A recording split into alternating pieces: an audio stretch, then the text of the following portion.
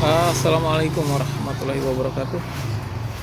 Oke teman-teman, ketemu lagi dengan kami channel YouTube Kebun Zuhdan. Dan pagi hari ini kita lagi rapi-rapi ya. Tuh, terlihat teman-teman ya. Ada sekam, ada teh juga, ada berbagai calon indukan yang kita taruh di polybag 50. Nah, kemudian kita keluarkan, kita display di pinggir jalan sekalian mau bersih-bersih kebun teman-teman ya. Dan bahkan di depan pos pun bukan penuh ya, banyak tanaman kita. Nah, itu security-nya lagi bersih-bersih juga. Nah, ini security kantornya. Oke ya. Nah, kemudian di depan saya ada 4 bibit Black Sapote ya teman-teman ya. Pembibitannya sambung, batang bawah dari biji. Nah, ini sambil kita bersihin gulma-gulmanya, apakah ada dampak atau efek teman-teman? Tentunya pasti ada efek teman-teman, karena nutrisinya jadi berebutan. Meskipun ini sebenarnya masih banyak lah, masih banyak ya. Oke teman-teman, hari Sabtu ya, jadi banyak anak sekolah baru pulang sekolah ini teman-teman. Jadi rame pinggir jalan ya. Hampir sekitar berapa ya, 1 bulanan teman-teman ya, 1 bulanan atau 2 bulan ya, 1 bulan kayaknya.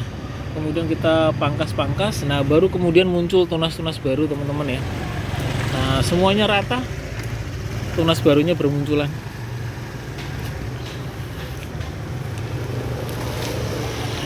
Oh ini ya, oh no, udah semua.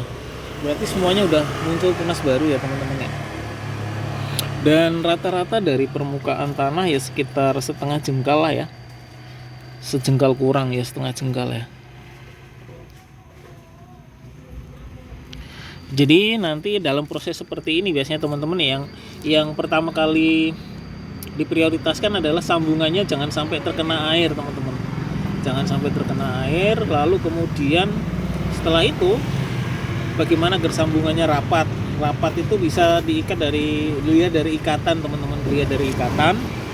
Nah, kemudian jangan sampai kemudian dari batang bawah ini ada tunas-tunas baru, atau dari celah-celah sambungan ini ada tunas baru.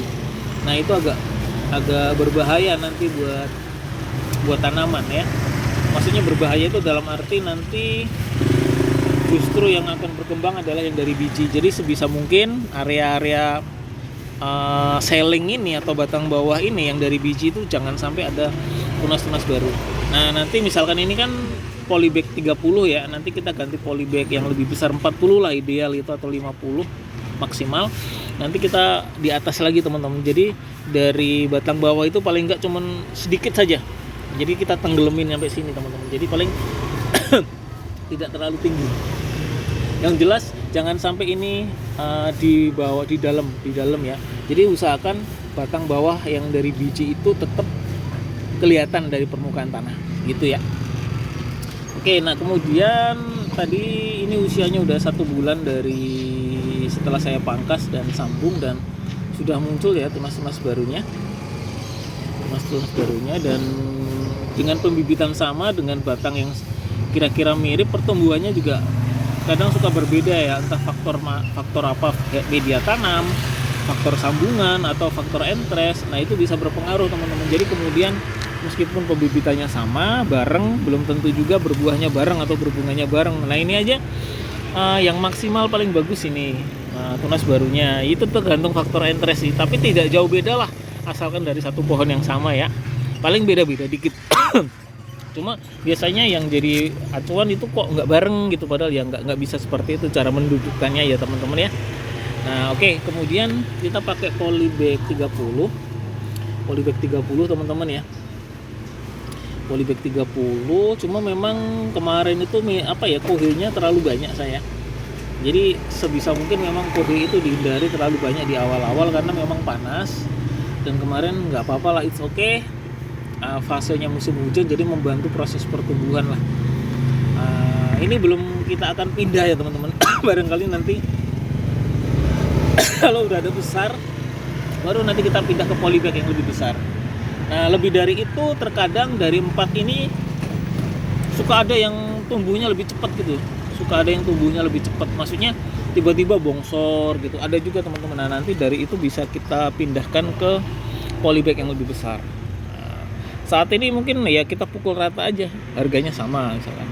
Nah, tapi nanti setelah 3 bulan atau 4 bulan, 6 bulan itu biasanya pertumbuhannya ada yang menonjol teman-teman. Maksudnya ada yang pesat gitu, sementara yang lain nggak berkembang, ada yang sedang, macam-macam lah, macam-macam. Tapi memang saat ini dibantu musim hujan itu membantu kami ya dalam proses pertumbuhannya. Dan memang agak lama, Black Sapote ini agak lama dalam proses sambungnya, itu agak lama ya. Tapi setelah kemudian sudah muncul tunas baru, dia cepat teman-teman, del gitu ya. Jadi tunas-tunas barunya cepat. Ketika sudah muncul tunas-tunas baru seperti ini, saya jamin cepat. Nah, umumnya mereka akan nyari yang batangnya besar atau yang rantingnya banyak. Nggak jauh dari itu sih gitu. Oke, kita sepakat lah.